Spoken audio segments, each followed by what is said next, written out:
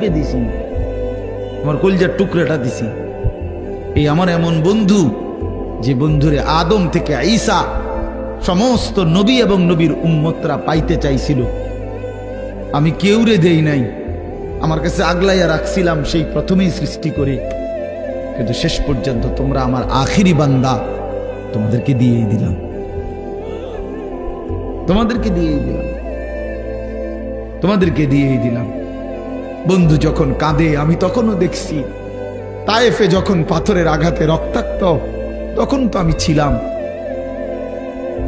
দান দান শহীদ হয়ে যখন বেহুশ হয়ে গর্তে পড়েছিল উহুদের ময়দানে, আল্লাহ বলে বান্দা আমি তখন ছিলাম, আমার মায়াও ছিল।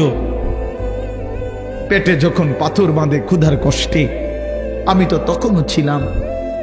কিন্তু তোমাদের কাছে দিন পৌঁছায় দেওয়ার জন্য আমি আমার সবচেয়ে কলিজার টুকরার এই কষ্টগুলো আমি আল্লাহ সয়ে নিয়েছি, তবুও যেন আমার বান্দা তোমরা দিন পেয়ে যাও।